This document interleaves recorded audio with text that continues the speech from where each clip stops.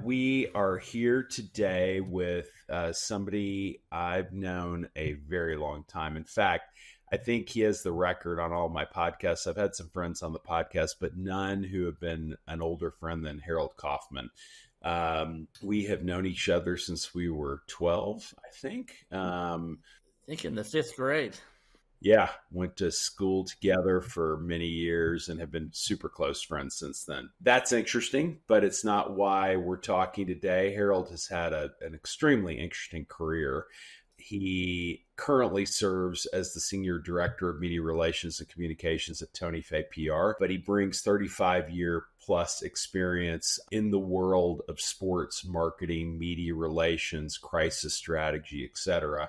He started his career way back when as an intern with the Rangers, if I recall correctly, back in the late 80s. Harold and I have been to more Ranger games, by the way, than probably any two people on the planet together. And his journey in leading a media relations team started with the original Charlotte Hornets, which became the New Orleans Pelicans, where he was for around 25 years, managing that department and dealing with the media and all the crises that occur around a sports team. And then after he left the Pelicans, he joined the New York Mets. In his first year, they made it to the World Series, so that was kind of fun. I remember that well. And then in 2022, he launched his relationship with Tony Fay PR and continues to consult athletes and businesses and organizations on interacting with the media. He's also one of the most amazing friends anyone could have. I remember when my oldest son, Will, was a sophomore in high school and getting picked on at the high school he was at. Harold said, why don't you just have him come to New Orleans and he can live with us and go to high school here for a year and kind of get a reset, which he did. And he got a great reset. And now he's doing fantastically well as a performance psychologist and about to turn 30. So Harold and his wife, Lisa, deserve as much credit as Dawn and I do for helping Will get to a wonderful path. So that's a real friend, taking your son for a year. So anyway, Harold, it's great to have you on the podcast. I think it's going to be super interesting. I want to get into how you got into the sports world. I want to get into some of the interesting stories you have, some of the people you've met, and we'll just keep it fun and keep it rolling. So you were a big baseball player. You played college baseball. Your dad had incredible seats back before safety was a thing. 1974. 1974, which is 2 years after the Texas Rangers came to Arlington, and the seats were in front of the screen behind home plate, if you can imagine it. So Harold and I would reach, grab the ball. But talk about how you got into the sports world. I mean, a lot of kids, students our son's age and earlier really would love to get into sports. How did you think about it? How did you think that might be your career? Yeah, no, that's a good question. First, I need to start off, though, that your son, Will, is like a third son. He is my third son, but I never got the tax break on that. We never figured that out. But I also didn't have to incur the tuition costs. So yeah, I added a son without a lot of the cost, but very proud of how Will has established himself today. So getting started in sports, back we're talking 1986, I didn't know there was an ability to make a living in the sports industry unless you tried to actually play, right? Or coach. Wasn't just privy to how the front office structure was at that time, and it's come just so far over the course of the last 4 decades. But back in time, I remember, of course, it all stemmed from being a fan of the Texas Rangers and spending a spring break going to Pompano Beach where the Rangers used to train. And I went there, and I remember it was the first year that they were going to use computerized stats to tab the play-by-play of a game instead of just by hand. And so this box arrives, and it's a computer. And John Blake at the time, who's still to this day involved with the Rangers, he was heading up communications, and I went and met him, and he said, would you like to work this computer and stay for a few days. And to me, that was a dream. Here I am with my favorite team. I'm on site. Not only do I get to watch, but I get to actually participate. And he gave me an opportunity to function for the club. So I do those for those next few games, let's say 4 or 5 games. And at the end, I remember talking to him and Tony Parr, and basically the question was, what are you doing for the rest of the summer? I said, why? Because now that you're the only one that knows how to work this machine, I think we need to have you on board. And right then, I don't think it was another 10 minutes before I made arrangements to leave the University of Missouri and relocate to Dallas. And I didn't need to be asked twice. I made my way. I interned for the Rangers for 2 years, which is just, an incredible opportunity, experience. I love the media relations elements. I learned so much. I was able to understand how to deal with certain situations and how to service the media and so forth, cut my teeth there. And then being in Dallas, I still consider myself a Texan, even though my travels have taken me everywhere. But Dallas, I still call home. When somebody asks me, where are you from? I still say Texas and Dallas. But I made my way over to the Mavericks because there was a connection and they needed also some help on game nights. And that's where I met Kevin Sullivan, who really became my mentor. And as you know, Sully, Craig, great, a professional that's had an amazing career himself, including, in the White House during George Bush's second term. So I ended up shagging quotes, for instance, on game nights and made my way to where I was his, pseudo assistant, myself and Tony Fay, who we're still connected with to this day. And he and I and Sully were the PR department for the Dallas Mavericks. And then, it just shows it's sort of a networking industry, and it's understanding, building relationships and making an impression and doing the work, no matter how tedious it might become. But that being the case, expansion was coming about in the NBA, and Charlotte was coming into the league, as well as Miami back in '88. Well, the Mavericks had been the most recent expansion team in the league up until that time. And so all the Charlotte people came to Dallas to observe on how to build a franchise and met with Norm Sanju, who was the president and general manager and was a big part of bringing the Mavericks to Dallas. And Norm met the owner, and basically they needed to put a staff together, and it included a PR department. And Norm just said, hey, here's a kid here, by the way, who is ready to really branch off. He's graduating, which, by the way, I was graduating from SMU. And he said, I want you to take him.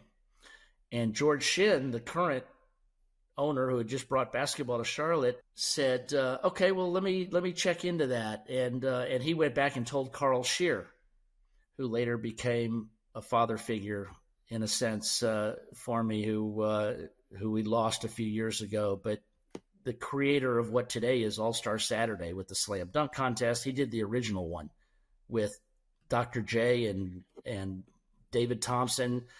Not many of us are old enough still to remember that, but he was just brilliant when it came to that kind of thing, and very innovative. So long story short, I went to Charlotte. Expansion had happened. I graduated from SMU and off and running, and I was regional communications head, and at the time probably the youngest in the league.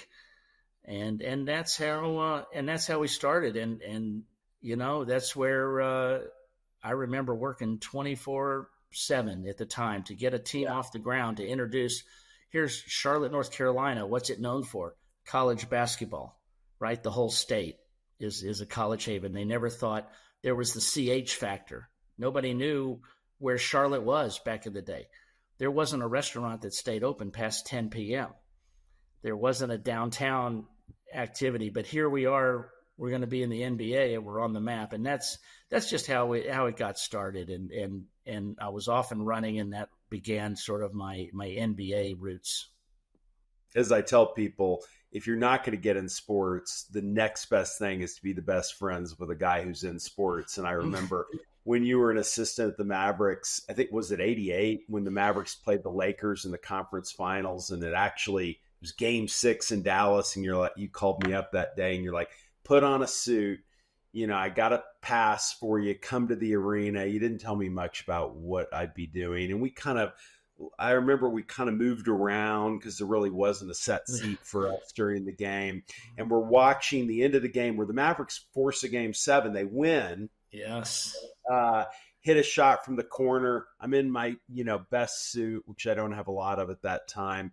And Mark Aguirre comes off, who's the best player on the team. And I'm the first person he sees. He gives me a big sweaty hug. I got to get that suit clean. And I remember you said, all right, now here's what you got to do. You go in and stand in there. You don't need to, don't embarrass me. Don't ask any questions or anything. And just write stuff down. And then you're going to type that up and give it to the people who are doing the stories, the writers and stuff like that.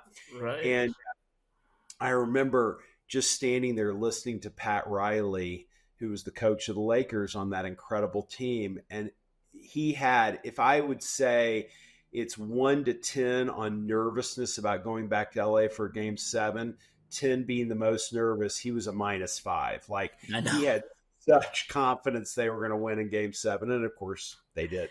They did. We had a lead at halftime, and then a guy named Magic Johnson was not going to allow it to happen. Yeah. Yeah. So that was pretty unreal, remembering being in the locker room with Kareem and Magic. And I thought the Mavs were going to go on to do great things. And I was telling Sully, like, God, I'm going to Charlotte to an expansion team. And here, I hate to miss, you guys are on your way. You're going to win a championship next year. Yeah. Well, we learned quickly that's not how sports works either. Now you had to wait 20 more years for that. So one question I have for you is, a lot of young professionals watch the podcast and give me feedback, and they love to hear how people, get a seat at the table, if you will. And I just remember watching you with George Shinn and the executives of the Hornets and other people, where they really listened to you. And you were the youngest. There's no probably about it. Like, I've done my research. You were the youngest head of PR media relations in the NBA when you started with the Hornets. How did you kind of find your voice and get, input into the major decisions that you had to be involved with early in your career? No, that's a good question. And I'll be honest, 20 years later, I wish I would have been around to tell my younger self some of those lessons that I did learn, because I was young. I hadn't experienced it a lot. But what I did know at the time, I felt I was smart enough to know what I didn't know. And I was able to check my ego at the door. Mm-hmm. And I wasn't, I understood. Here's the biggest thing for people to have is you have to have the ability to have empathy. If you cannot put yourself in somebody else's shoes and understand what they're thinking, why they're thinking it, and what their agenda is, then you're not in the best possible position to help them accomplish their goals. Mm-hmm. And that's what it's about, because at the end of the day, it's helping the ownership group and the management group exceed and excel and put their best foot forward and carry out the proper messages and do it in concert where everybody's singing from the same song sheet and providing that same message, which creates the brand. Mm-hmm. And I had the ability, I don't know where it was from, but my mom, as you know, was an educator. I believe she had a lot of that. Communications educator, no less. And she was a communications educator. And that's where also I was able to have a voice. Whether I knew what I was talking about, I always was able to deliver it with confidence. And when you were able to deliver it with confidence and sound authoritative, but not arrogant, and have the empathy and know that at the end goal and the end game is to get them where they want to be, that's where you want to land. And then you've got to have the ability to follow through. Yeah. Okay. There are details and things that just can't slip through the crowd. And, later in my career, I was able to delegate a little bit more when you were able to get the confidence in people. As many, as you understand, once you get confidence in somebody, you can delegate and let them have ownership of certain things. But at that time, I was young enough to where I just felt I needed my hands in because I knew how I wanted to do it and I knew what I wanted the result to be, and I was going to carry it through all the way. So that is, the best advice I can have is just have that empathy, build those relationships, and you know what else it doesn't hurt is not only not be arrogant, but just be nice. Be nice to people, because at the end of the day, that has served me to a point where it's come back to help me. When I've had to reach back out to people and all, it resonates with people. Just be nice. Just be friendly. Whether you accommodate them, sometimes you can't always take care of the needs that they have. And you certainly can be nice, and you certainly can establish a relationship to where you can find ways and avenues to do something for them down the road or in the future. Yeah. There's nothing but positive results coming from when you're just, it sounds simple, but it works. Yeah, no, there are two things that I've witnessed that I pick up on from what you said. One of which you didn't say directly, which is you're a good listener. Like, when to do this. They say you've got two ears and one mouth, use them in proportion. And that's, to me, I've observed you develop your empathy by listening, by just seeing how things play out, observing it, and putting it together in your head so that you can chart a strategy that aligns with what people need. Especially, Craig, during a crisis, right? You have to listen, because people want to get their voice out there and they want to be understood and they want to express themselves, and you have to allow that to happen. Yeah, exactly. And then the other is never miss an opportunity to do somebody a favor. I mean, we'll get into the Mets time period where, you obviously were on the biggest sports stage maybe imaginable in New York City with baseball, when you had an opportunity to do a lot of favors for people and made those connections. But we'll get to that in a second. Tell folks who don't know it, maybe who've seen The Last Dance. My fourth and fifth kids are Stan and Al, who are your two sons. There's a great story of that run that the Bulls took in The Last Dance, Jordan's sixth ring, and that had to go through Charlotte, which was a very good team at the time with Grandmama Larry Johnson and Zoe, if I remember the roster. And Jordan is being asked some questions by the press. Tell that story. Oh, yeah. No, that was a fun. We lost to the Bulls a couple times. We had good teams, you recall. We were a team that was going to win 50-plus games in a year. And you remember Alan Bristow was our GM and then head coach, and still close with him to this day. And we had two expansion players that lasted with us for almost 10 years, which is unheard of. We had Muggsy Bogues, who was, you recall, 5'3", but still one of the better point guards in the league. He could get to anywhere he wanted on the court, and he distributed to Larry and Zoe and made them better. And we had Del Curry. Yeah. So, Steph Curry was the first kid that really grew up in the Hornets family, along with my kids. And Muggsy had a son and a daughter. But the Bulls would come in, and it was a big deal because when Jordan, anytime he returned to North Carolina, right, that's where his roots are. In fact, the first ever national televised game was the Bulls playing the Hornets. TNT had to put you on once a year. And they chose that game, December 23rd, 1988, our expansion year. Kelly Tripucka puts up a shot at the buzzer. We actually stay in this game. He misses it. Kurt Rambis tips it in. That created Hornets hysteria. We beat the Bulls on national TV. And from then on, players 1 through 12 were heroes. And And that was the beginning of 364 consecutive sellouts in the smallest market in the league with the biggest arena, over 24,000 seats. And we would lead the league in attendance for the next 8 years. I think the one year we missed was Detroit, because they played in the Palace of they played in the Silver Dome. You remember the Silver Dome where the Lions played? So they could have like 60,000 when they wanted to on occasion.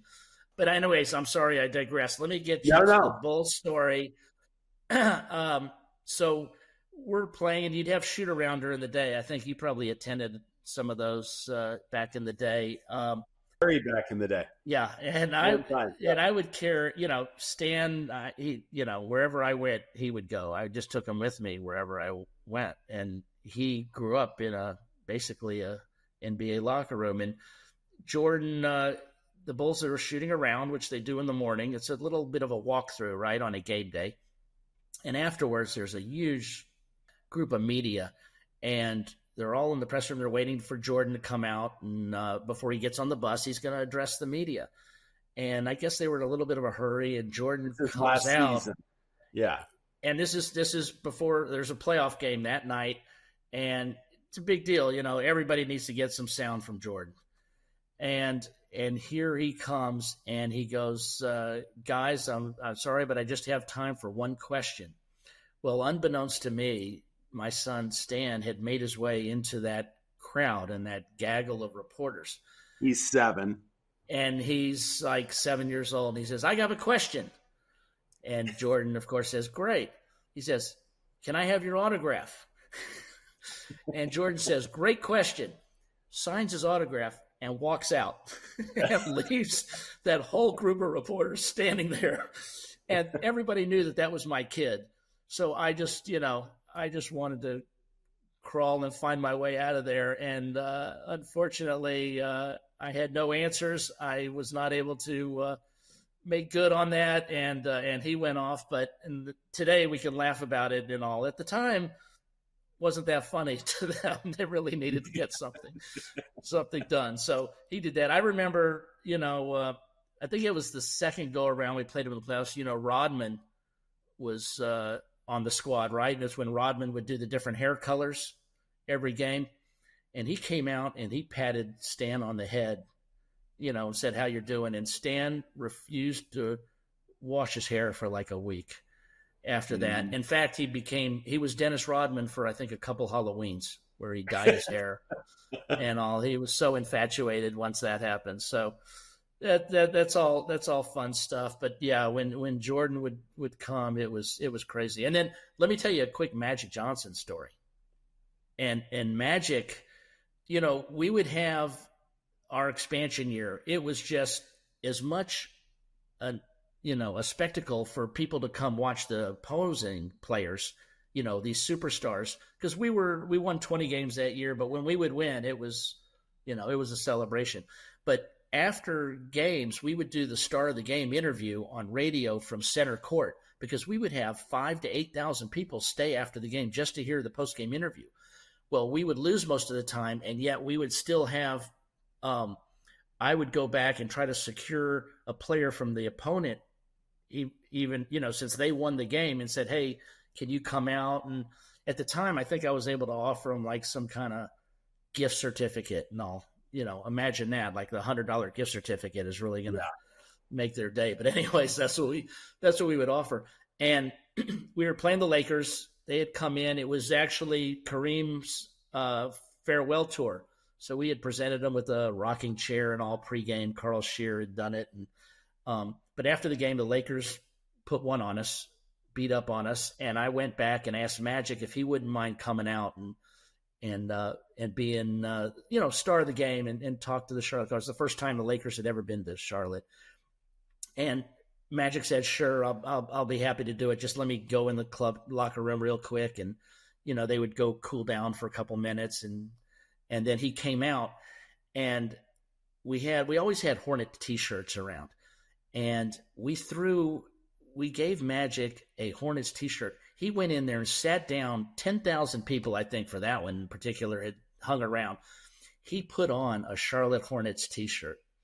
and did the interview. And there's still a picture to this day. I don't know if you've seen it. I have many times. And he's sitting there smiling, just the ultimate showman, the ultimate marketer. And he knew what he was doing, and he played to that crowd. And here we are sitting here fantasizing, wow, Magic Johnson is wearing our colors, even if it was just for that 5-minute period. Yeah. It's amazing. It's such a good story, and I have seen it, and it's signed. It's a great keepsake. So, you dealt with a lot of guys. I mean, I've observed many of these players, thanks to you, up close and personal, and a lot of them are humble. A lot of them, like Magic, play to the crowd. There are also those with big egos that you have to get to do things to support the cause or deal with difficult questions, or they get traded. I mean, talk a little bit about how you manage some of the more difficult players and how you kind of bring them around so that they still put a good face out there when they're talking to the press or the public. It's hard because there's a lot of players like Larry and Alonzo did not like dealing with the media, and they were young. They had been, Larry was burned through those UNLV years, and Alonzo was just very guarded, and they didn't like doing media. So you had to almost convince a player that, they came first. You had their backs before you had the media. So we always say it's organization first. Even though we're there to help serve the media and provide media relations and allow, them access and all to do their job, you had to convince a player to understand that you had their best interest at heart. And when you were asking them to do something in the media, that it was also helping their brand or serving a purpose for them as well. And I always had to check myself and make sure that, whether it was with ownership, front office, players, coaches, it was organization first. And that's what you had to portray. So, you ended up protecting them. We would do a lot of media training, the do's and don'ts, different tactics, how to try to control an interview, how to bridge to your message regardless of a question. There were all these things that we would go over with guys and teach them. And, still to this day, we do a lot of media training, but there was an element of players just looking at it. You try to get them to enjoy that part of the gig, because if you don't, it'll drive you nuts, because there's nothing like a professional athlete. It's more so than a politician, than any profession. Here, a professional athlete is asked to share his feelings in talking to media and expressing himself in the heat of the moment. Within 5 minutes after a game, whether they've just lost a heartbreaker or the exhilaration thrill of a victory, they're asked to speak right there within 5 to 10 minutes after those experiences. So you're really, you'd always have to check in with the player to see where their head was at and what their mindset was. And that's where sometimes you would protect them. If you lost, we always would tell people, anybody can talk to media when things are going well. It shows your true character when you speak to people when things aren't going well. When things are going well, you give credit elsewhere. When things are going bad, you take accountability, you take responsibility. So these are things that some players understood better than others. There were some players that were young, but they were mature beyond their years, and they understood that. There were some players that had a hard time with that concept or grasping that. So there's a lot of give and take there, and that includes ownership too. Sometimes you got to help make sure that you're above the noise. You can't react and respond to every critique or every criticism or a columnist. The best thing you can do, if somebody writes something or reports something that you don't agree with, the best thing you can do is have a rapport with them. And that's where the relationship comes in, and have a conversation and express to them. A reporter appreciates more than anything somebody communicating with them. It sort of validates them. It gives them, the impression that you have enough respect and regard to come to them and express to them why you didn't agree maybe with their take or something. That's the best thing. Remember, if you would think the enemy, the media were the enemies sometimes. Yeah. And here was a big lesson that I try still, you keep your friends close, but you keep your enemies closer. Uh-huh. You got to understand who is looking to attack you, but you got to try to find a way to engage them and to help, without communicating or without expressing yourself. There's no other avenue that's going to allow you the ability to try to get your point of view across. Yeah. Yeah. And sometimes you have to play the long game to keep the member of the media happy. And we'll get to New York in a minute, which is a different caliber of press and a different kind of focus. Some of the things that I happen to experience with you deal with some tragedies that you've had to deal with that transcend sports, and how you manage those tragedies. A car accident that led to the death of one of the Hornets players, one of your coaches' families having a horrible family car accident, some of those kinds of situations. Talk a little bit, if you've got an example that you're willing to share, and talk a little bit about how your approach in that situation is a little different than just talking about a game. Yeah. Crisis management, right? That's what we're talking about. A big element. A lot of the crises are things that, you have to address and you have to deal with. There's three things in a crisis right off the bat to try to wrap their head around and wrap your head around. You want to always tell the truth. You want to tell it yourself, and you want to tell it first. Okay. If you can get to those three things, you've got the best shot of not only being in the first cycle of the stories with your point of view, but you're also answering questions sometimes to the point where there's no follow-up. Mm-hmm. I believe in the quick hemorrhage versus the slow bleed. Mm-hmm.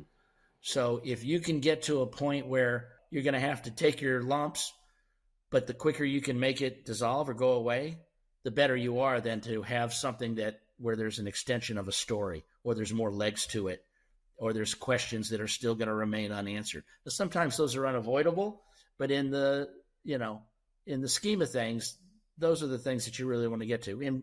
In particular, what you were referring to, the horrible, event that happened, we'll never forget it. The visuals as tragically Bobby Phills, who was a player on the Hornets on a game day right after shoot around, was driving down the road and in a car accident, which killed him upon impact. And, nobody had ever dealt with such an instance before, but, you're talking about the death of somebody. So, before you even think about the media, the first notion is, okay, let's get a hold of his wife. Let's get a hold of the family. Let's get a hold of the league. We're not going to be able to play a game that night. There were so many arms and so many things to deal with. And I remember I was, along with the trainer, one of the first on the scene. And that was, once we learned about it, we just knew that, okay, let's tell the family, let's do this and that. And then obviously the media picked up on it, and that's where you sort of have to do a little blocking and tackling. Mm-hmm. In that, please allow us to inform everybody, let us gather some more details, and then we'll address it. And we worked in coordination with the league, and it's the first time it really had happened that a player had died like that, just horrifically in the middle of a season. So anyways, that was one in particular. Another one, we had Anthony Mason. You remember Mace? In fact, it was when Larry Johnson went to the Knicks. We got Anthony Mason from the Knicks, who was really a good player, heart of gold. Rest in peace. We lost Mace years ago, but we were at the All-Star game, and he had the All-Star game was in New York that year. He wasn't an All-Star, but he was in New York, and he called me and he said, "Harold, I need your help. I'm in trouble. I'm in jail." And I said, "Well, Mace, what did you do here? It's All-Star break. there was, why'd you get in trouble? He said, well, I apparently there was some girls that he had met and taken out, and there was some question on if they were of age or not. And turns out they were, but I met with his agent, and those are things that in real time, sometimes you have to jump into a crisis and deal with it. So I remember we held a press conference and we put out a statement. And then, this, the legal and the attorneys have to get involved. And a lot of time is perception is reality. And we're looking to get something out there to address this, but in the legal standpoint, you don't want to say anything. So sometimes PR and the legal arm will conflict because, and understandably so, they need to be cautious of the law and make sure that nothing is said out of context and all. And here in PR, we're pushing, okay, what can we do to make this situation better? And we're looking for a quicker response, where on the legal side, they need to sort of put the pause button on. So those are conflicts that'll happen. And the other crisis, I think you remember, we were in the midst of hiring a new manager in New York for the Mets. Oh, yeah. And Carlos Beltran was our candidate. In fact, he had been hired. But then, he was on that Astros team that had to deal with that whole scandal and all. And it shows sometimes the timing and the circumstances are unavoidable, and it just was going to be hard for him to do his job, where he wasn't just pelted continuously with questions about the whole Astros sign stealing, right, scandal. So it turns out, he had to resign, and we had to guide him and walk him through a very difficult and emotional situation, which we did. Those are just, a few of the examples. But with that comes the good times too. Like Larry Johnson and Alonso, they put Charlotte on the map. As much of a craze it was to have basketball, Alonso and Larry allowed people to understand where Charlotte was, that Charlotte was a viable market, and it also allowed the city to grow up. When, everybody felt at the time, these guys were family. They were going to be Hornets forever, right? Well, Charlotte also grew up and realized that sports was a business when Alonso got traded. Yeah. So that it works both ways. But, before you get to baseball, let me give you a quick LJ story. Yeah, do it. I loved LJ. It was the best. LJ was great. And, of course, he was our first All-Star, and he was Rookie of the Year. And again, in fact, we went – I don't know if you were there, but the first year of the ESPYs. Yes. Went, and LJ was a ESPY award winner for the best character in a commercial. You recall, he was Grandmama for Converse. And we went, and to this day, I still have the ESPY trophy because he didn't want it. It is dented, but I still have it to this day. But I remember all that came with the accolades and the notoriety that LJ brought. We were going on the David Letterman show. LJ was funny, and I was accompanying him to that. We were in New York, and LJ. At first, I don't know, he'd lost his earrings, so we had to stop at a jewelry store, and I think he dropped about $20,000 on an earring. Just in the moment, he said, I'm not going to appear on there without my earring. I get it. Yeah. Okay, let's go. We're going to be late. Get it? Let's move out. And we get there, and it was the greatest scene I'd ever seen. You remember the movie Miss Doubtfire? Uh-huh. With Robin Williams, where he dresses up as the woman. He was a guest on Letterman the same night LJ was there. Oh, wow. And they came in and they met in the green room, and I swear they spent 20 minutes talking about the details on how it was dressing up as a woman. Oh, wow. Because LJ had to do it for Converse as Grandmama and Robin Williams. And if you would hear these two men talking about makeup and, girdles, and all these types of things. And it was I wish I would have recorded it at the time, because, Robin Williams was the master of comedy. He went on a shtick and had us just rolling. Yeah. Oh, what a great memory. I did not know that story. That's fun. So let's go to the Mets. So, I mean, obviously the Hornets end up moving to New Orleans. You're with the Pelicans for a number of years, including moving the team during Katrina, which, if we have time, we may get back to that. And then with the merger with the Saints, you decided to pursue the opportunity with the Mets in New York with baseball, which is as you said at the beginning, it's your first love. What a great opportunity. Talk about some of your eye-opening experiences of how different baseball in New York was from basketball in Charlotte and New Orleans. Like you said, as in 2014, I had shifted. This opportunity came about, and it was, we were empty nesters. Kids were out of the house. So Lisa, my wife, and I, we thought, here's New York. New York's a baseball town. It was the pulse of the city, the volume that New York is, the biggest media market in the world.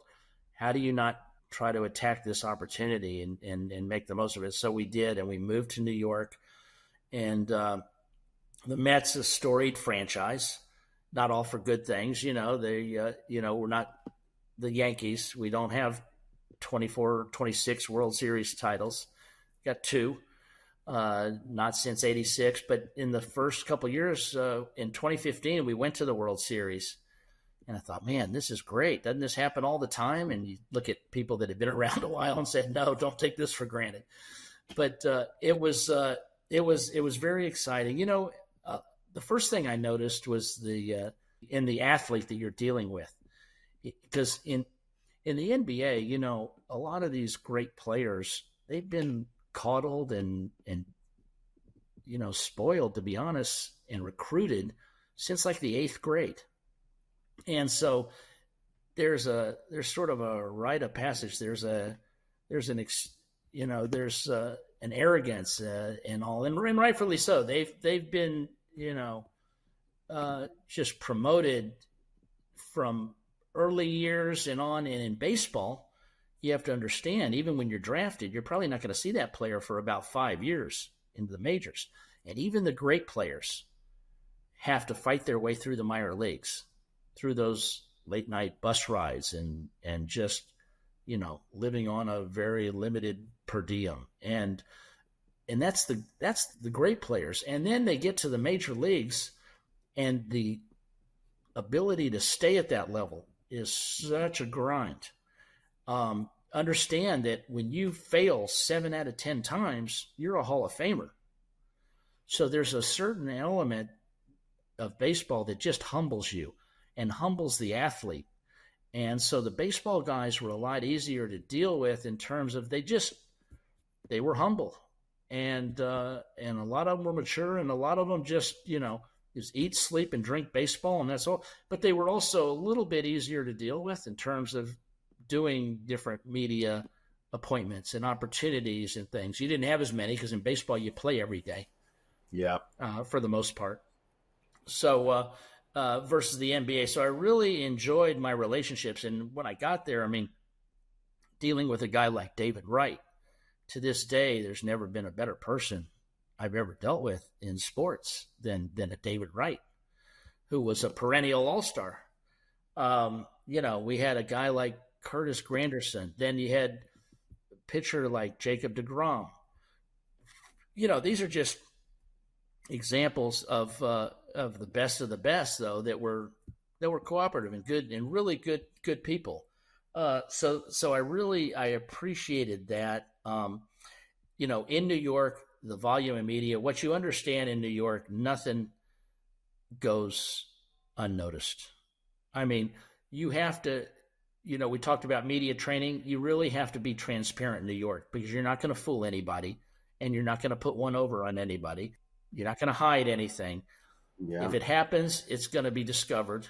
And so you might as well get out in front and address things first, like we said, in a crisis, you tell it first, you tell it yourself, you tell the truth. And in New York, that certainly was the case, more so than any other market I can imagine. And the volume of media, the competition that goes on. So everybody's looking for their own particular angle or different avenue. Yeah. So I had great people to work with. The managers that I had were great. I was there with Terry Collins, who, in my opinion, is like a Hall of Fame manager. He was the manager there, took us to the World Series. Most recently, the last manager I dealt with was Buck Showalter, who's still a close friend to this day, who's another Hall of Fame caliber manager. I did a million cool things with you, NBA All-Star games with a press pass. I mean, you name it, in the bowels of the clubhouse before a game.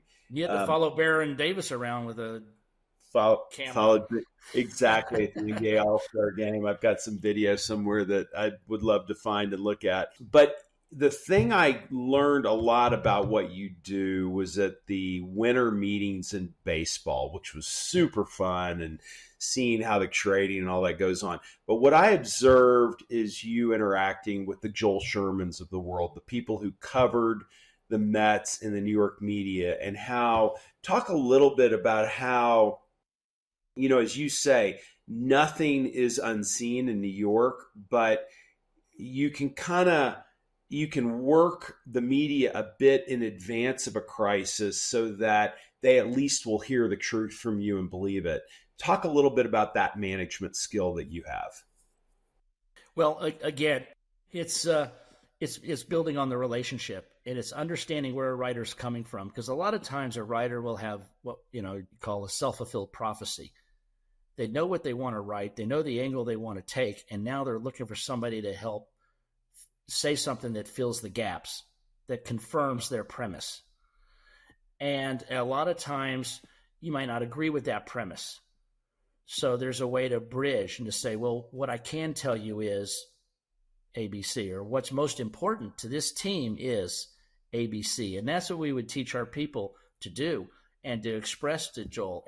But it's all about being accessible. If you don't have a voice at the table, then you are leaving it up to the writer to discern for himself or to interpret for himself what he wants to write.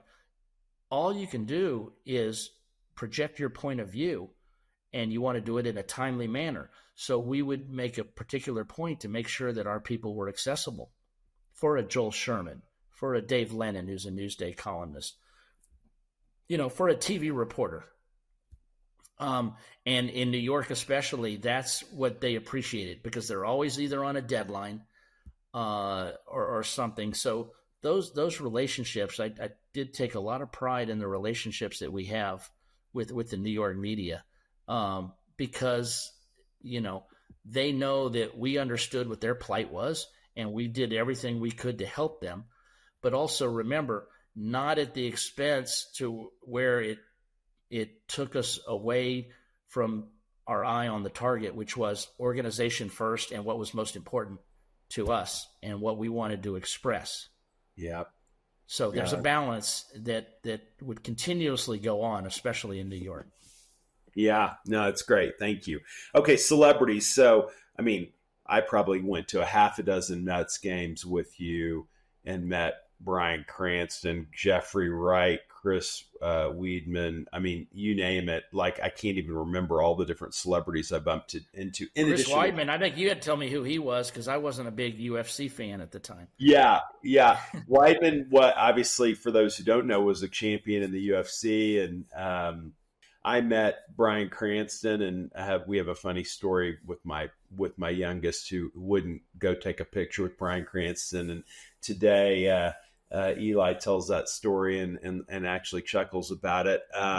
And my wife and I sat behind Jeffrey Wright at a game, which was super cool. But my goodness, the stories, the pictures, give a couple of stories of that kind of explain what, how being a PR guy for a New York sports team, how you're the center of celebrity a bit, and some of the fans. Because everybody comes to New York, right? At some point or another. With Bryan Cranston, I think we were playing the Dodgers, and Yes. he being based in LA, he was a Dodgers fan.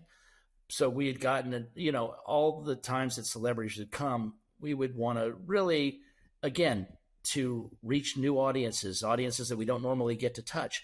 You would provide them with a jersey or a hat, and you'd bring them on the field for batting practice, and you'd have some of our players meet them. And these are, so on social media, you would, it would explode because we were reaching new audiences. These celebrities would post and express what a great experience they're having at our ballpark, or man, I ate such and such, and you got to come here and try this. And so, those are, it's easy, easy targets to try to really expand your base in a lot of ways. One in particular, Jerry Seinfeld, who's a huge Mets fan. He has a suite at the stadium, so he would come. So doing things with him. He's ultimate comedian and Mets fan. Ty Burrell from Modern Family. He lives in L.A. He'll send me pictures of he and his family having pep rallies before Met games and all the decorations, and huge Mets fan. One great one, I'm a huge Billy Joel fanatic. As you know, I've probably seen him in concert over my lifetime 40 times. And it was during the World Series where he came and he was going to sing the national anthem at the World Series. So here I am pregame. We got him back in the clubhouse area, and it's just me and Billy Joel. And we're talking and all.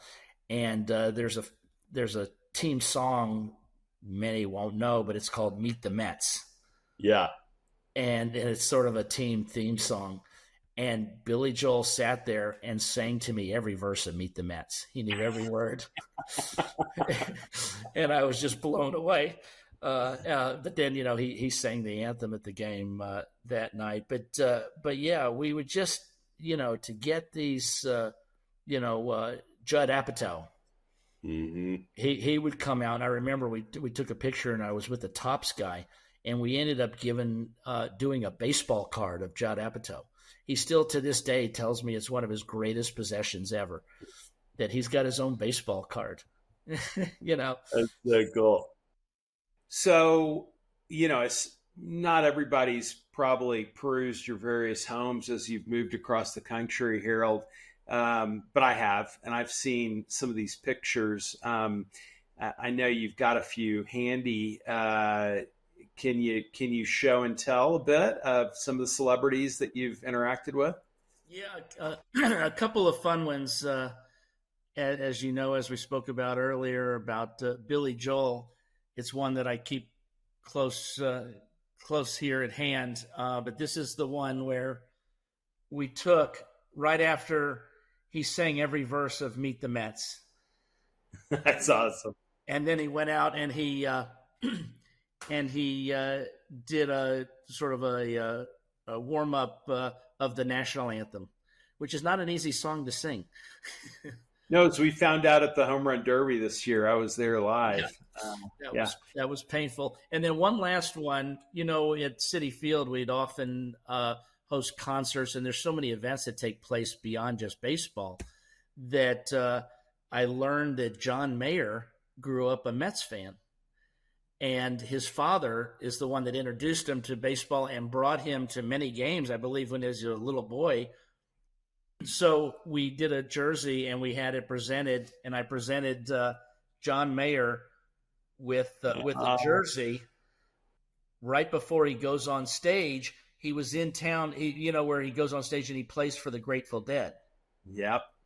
This is what that was back in his locker room before that with his father, who obviously was thrilled we gave him a jersey as well.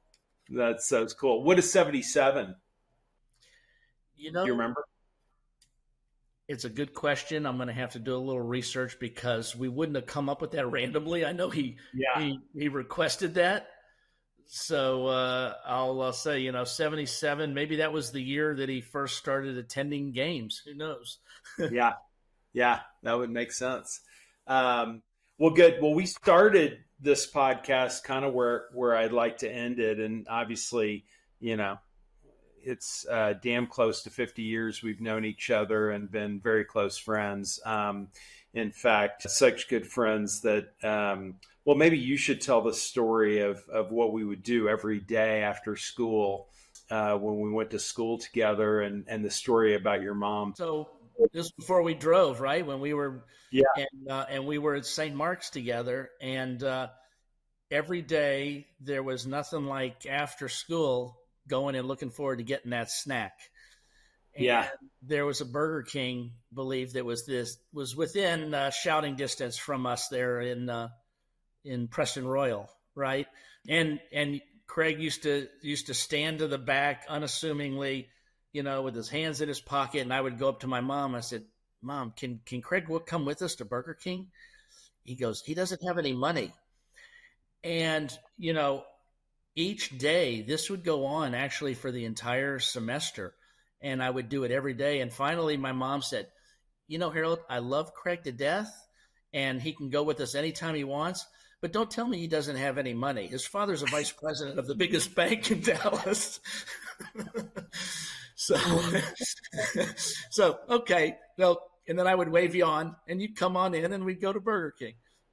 Yeah, no, it's thank goodness my parents aren't alive to hear that, but because they would probably been horrified that I didn't have any cash to pay every once in a while at Burger King. But it is an example of the generous spirit that you've had your whole life. And I was talking to my boys who revere you, and obviously Will. They both think of you as a second dad, and I asked them, I said, you know, I'm going to talk to Uncle Harold on our podcast, and they lit up, and they both talked about something that you say that I think was particularly meaningful for Will when he lived with you, which is the concept of go with the flow. And one of the things, I mean, you're a modest person, but for those listeners who don't know and aren't students of this industry, Harold Kaufman is like the Tom Landry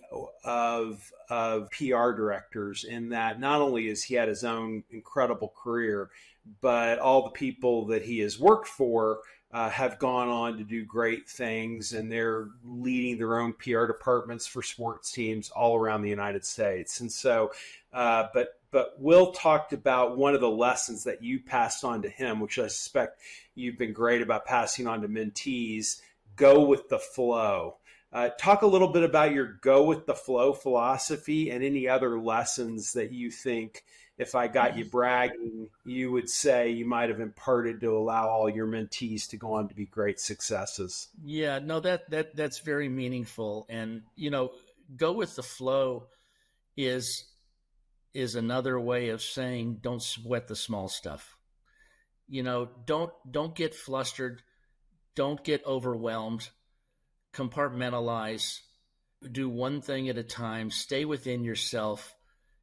Don't get, you know, in media training, we always say, if you lose your cool, you lose control. And it's a very important concept to not ever lose your cool or get too emotional, because then you lose control of the situation. Yeah. So that's what is really behind the meaning of that. And you know what, it's you know, and that's most meaningful, you know, hearing that from your kids, and obviously, you know, the relationship with my two boys.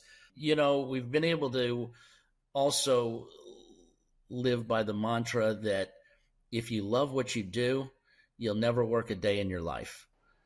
Mm-hmm. And I've been fortunate enough to be in position and have opportunities to do that. And I feel that I've never had to work a day in my life.